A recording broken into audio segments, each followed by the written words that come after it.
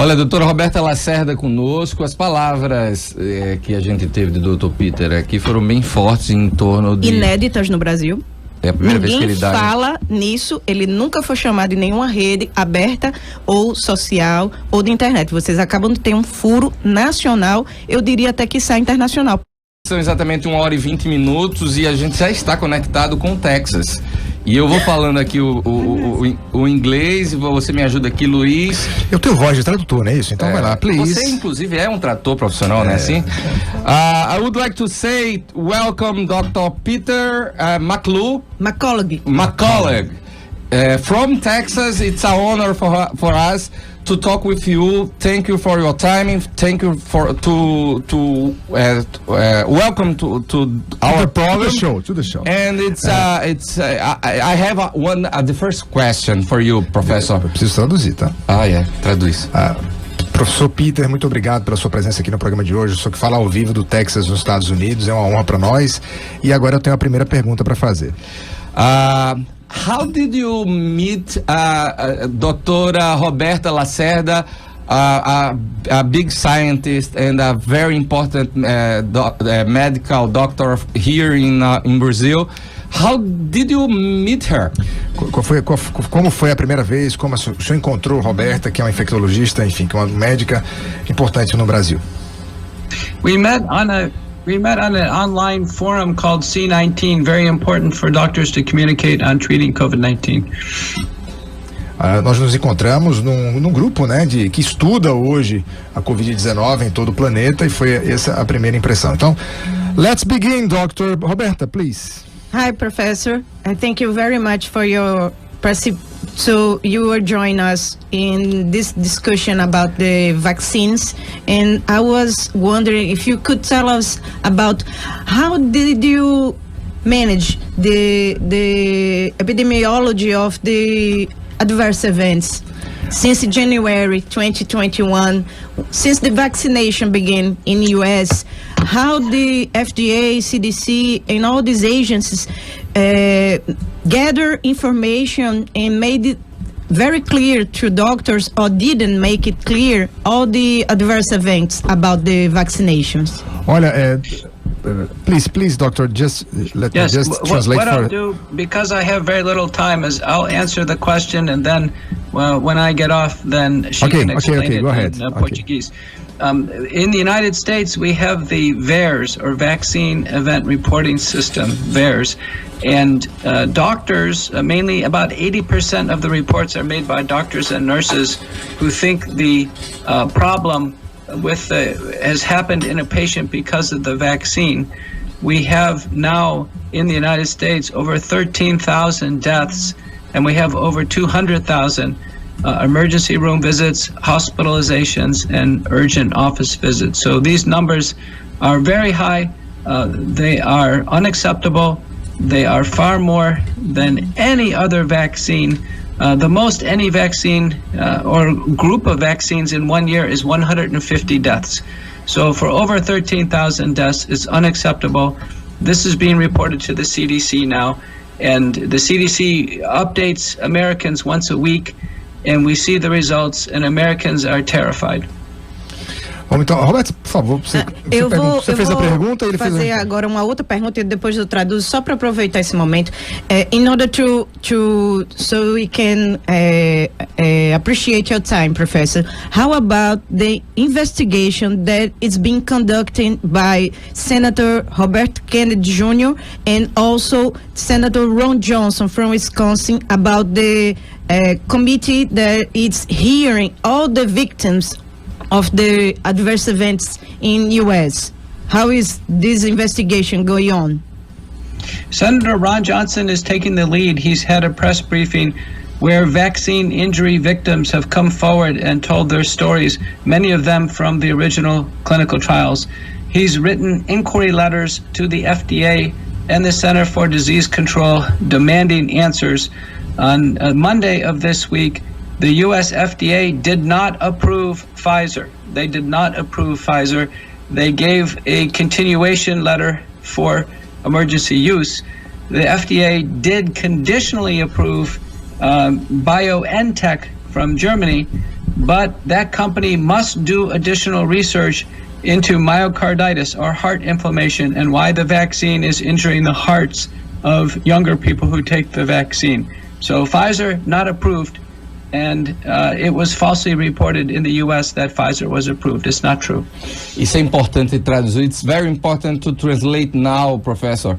Por favor, Roberto. A gente tem uma espécie de fake news acontecendo no mundo todo, que é um fenômeno que a gente observa no Brasil e no mundo, de que a Pfizer recebeu uma autorização de uso permanente. Isso não é verdade. O Dr. Peter acabou de comentar a diferença entre a BioNTech BNT 1579, que é uma das vacinas produzidas pela Pfizer, porque ela tem também a Comirnaty. Então, apenas a Comirnaty recebeu essa autorização para uso comercial. Mas isso é uma espécie de, como é que eu vou dizer, de drible econômico para ela poder comercializar com a nova roupagem, mas manteve uma extensão do uso emergencial da BioNTech Pfizer, que é a que tem essa associação com a indústria farmacêutica alemã.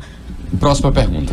Professor, how about the difference between the regulamentations and all the years that we have to approve such vaccines and experiments? Because we know from, I think, 1975, from the influenza vaccine, once we have 27 deaths, all the systems of these vaccines were shut down, and they started immediately to introduce all these investigations to understand what these deaths was about. How about now, with more than 11,000 deaths, according to the reports of VAERS, are associated with the COVID vaccines, didn't make a huge movement to stop and shut down the program of this platform? You're right. The swine flu pandemic, at 25 deaths, the program was stopped. It ultimately accrued 53 deaths, 500 cases of paralysis or Guillain-Barré syndrome. In the United States, we needed weekly updates and reports from the U.S. government. We have still not received a single report. The U.S. FDA now has put warnings against Pfizer and Moderna for heart inflammation, myocarditis, and blood clots and paralysis against Johnson & Johnson. There's an internet survey done that 12% of Americans know somebody who's died of the vaccine. So we have about half of Americans took the vaccine early, and now for months now, no one's taken the vaccine because they're afraid that the safety information is not being presented to them by the U.S. government. I think that it's what we'd call a vaccine gate. None of this was seen in the history of the medicine and all the industry. How do you understand about this silent in these weekly reports from Mobili Weekly reports and all the CDC research from Shimorov? I don't remember the name of the author, but he presented the numbers of myocarditis in young adults under 18 years, and the chance that you are hospitalized for COVID, it's 1 in 100,000 chance, and the chance to have a myocarditis from vaccine, it's 6 in 100,000 times. How do you see these numbers emerging, and they still are granted advantage and the possibility to vaccinate this straight of the so much young people that it's not put in danger for the COVID, but in danger for the vaccine? How do you see this strategy of public health? I think it's a giant catastrophe going on. I've seen both situations. So the myocarditis that occurs with the vaccine is very severe.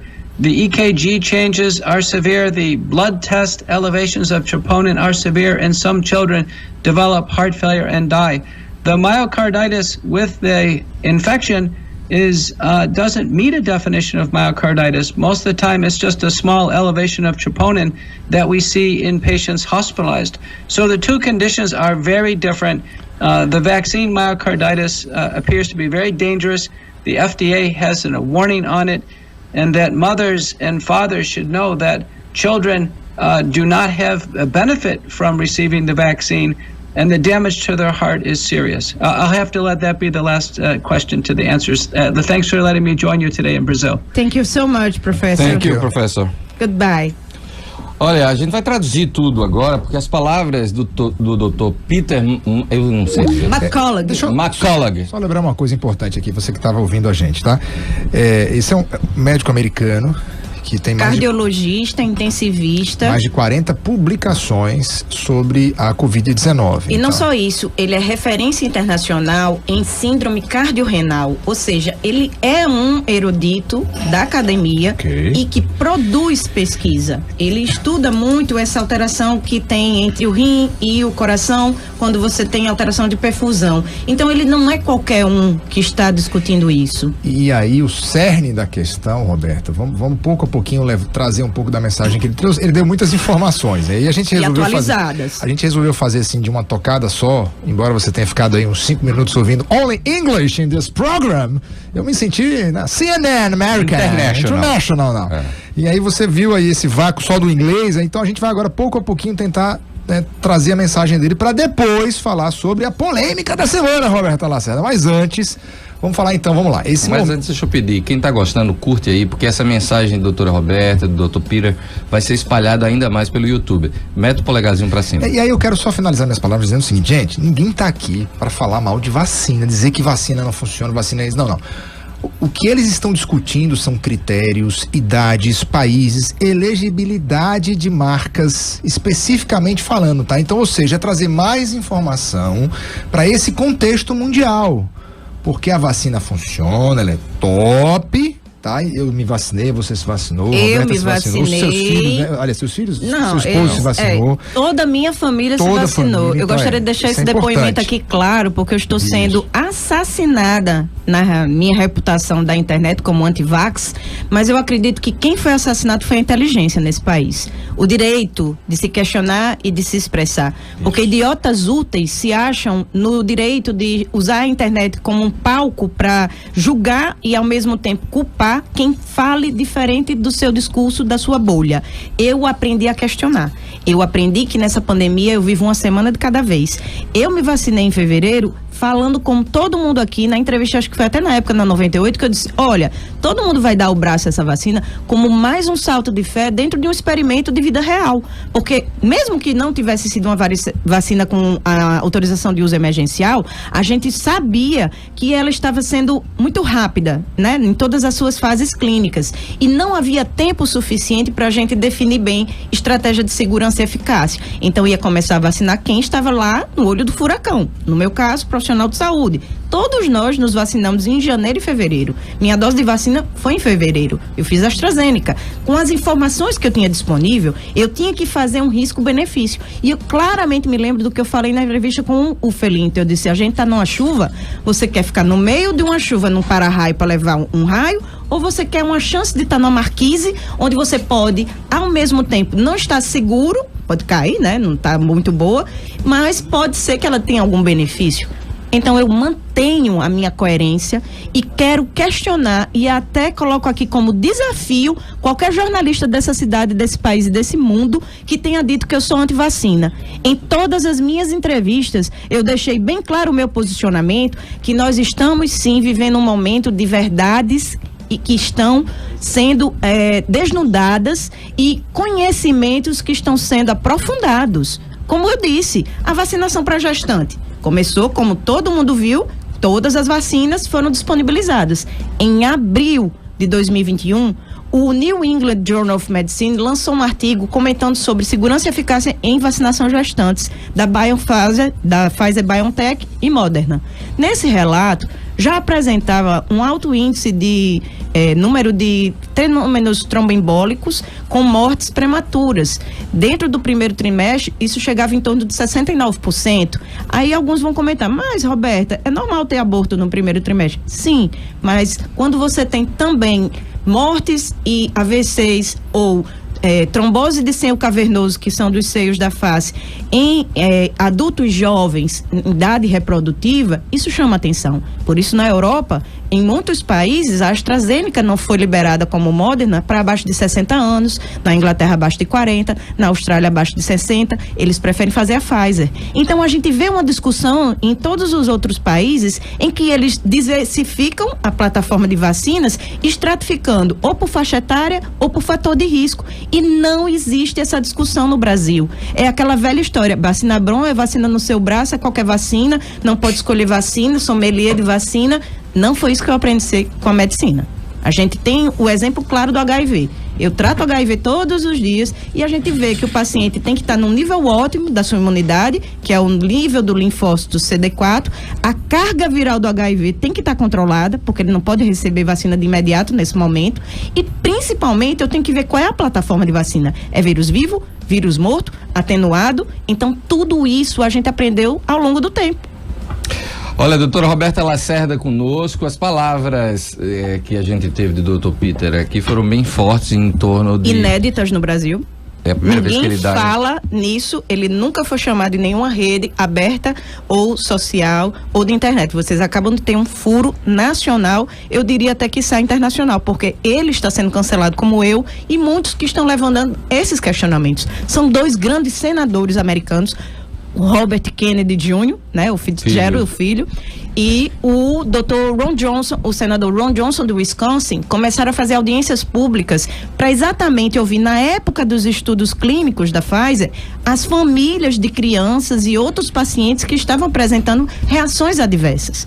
Quando a gente investiga uma reação adversa, não quer dizer de imediato que foi relacionada à vacina, mas quando você vê o relatório do VAERS, Vaccine Adverse Events Related, 50% dos óbitos aconteceram em 48 horas. Eu lhes pergunto, se eu tomo uma vacina em 48 horas eu morro e eu sou um adulto jovem no qual não tenho nenhuma comorbidade, o que é que eu tenho que investigar? 83% dos médicos e enfermeiros que preencheram esses relatórios relacionaram a vacina ao óbito. Então isso merece no mínimo investigação.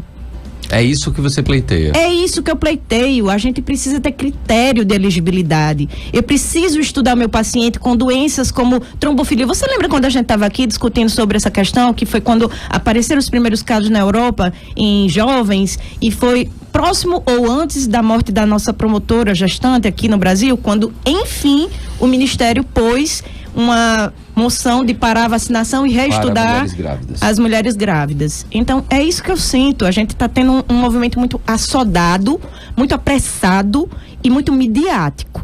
E por isso as pessoas estão respondendo dessa forma tão violenta, tão polarizada, tão colérica contra quem questiona. Porque, infelizmente, a mídia colocou toda a esperança depositada em única e exclusivamente uma vacina que estava ainda em desenvolvimento e está ainda sendo estudada. A gente acabou de ouvir o Dr. Peter falando sobre uma das grandes mentiras da mídia, que a Pfizer não recebeu autorização para uso permanente. Ela teve uma extensão da liberação do uso emergencial para a BioNTech Pfizer. E por que eu noticiei aqui, porque a grande imprensa noticiou que a Pfizer teria sido a primeira vacina no mundo a ter reconhecido aí a aprovação definitiva. Vírgula, a Comirnaty. O que é isso? É a outra vacina da Pfizer, que ela deu uma roupagem comercial para liberar então para não uso. É que a gente está tomando aqui. Absolutamente. Olha só. Quando a gente aprofunda você essa falou um notícia, termo em inglês dizendo vacina gate. A gente remonta isso ao escândalo do Watergate, né? Que depois o presidente Nixon, quando teve aquele, né, deep throat, né? Garganta profunda, que na década de 70, 80, não me lembro bem, mas 70, ele denunciou escândalos de corrupção no governo Nixon e, se eu não me engano, foi do Irã contra, né? O procedimento que estava tendo lá foi naquela um grande guerra, escândalo no país. E que levou à renúncia de Nixon. Não existe nada parecido na história da medicina com esse silêncio catatumbal e principalmente com essa roupagem de não detalhar o que está por trás dessas vacinas. Então vamos lá, os seus questionamentos sobre a vacina. Fala. Tem intervalo ainda não, né? Ainda tem intervalo, Jaqueline?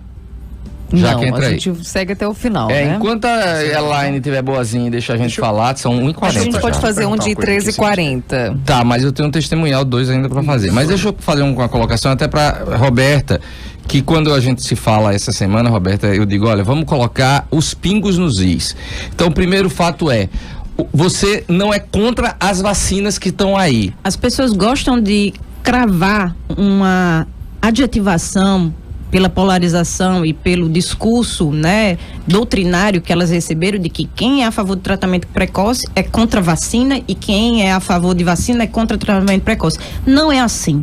Eu me vacinei, minha família se vacinou, eu esclareci a cada um deles quais eram os riscos e benefícios, as notícias que eu estava recebendo em tempo real da Europa, dos Estados Unidos, da Austrália, e esse grupo de médicos que a gente tem internacional, Telegram, e-mail, newsletter, a gente se reúne semanalmente para compartilhar essas experiências. E vacina para menor de 18 anos? Não há critério nem elegibilidade. Aí você é contra? Sou contra porque não há estudos em quantidade suficiente, são apenas 3.000 estudados nesse estudo que foi publicado pela Pfizer em junho, e foi esse que eu citei agora para o Dr. Peter com essa estatística. Existe uma apresentação do CDC que eu coloquei no meu Instagram, que foi bloqueado. Obviamente, e que colocam como fake news. Eu quero saber como é que a apresentação do responsável pelo programa de vacinação, de avaliação da vacinação do CDC é falso. Tá lá, fda.gov, todo dentro agora do meu Twitter. Eu deixei lá a apresentação e um texto belíssimo de um arritmologista americano no Medscape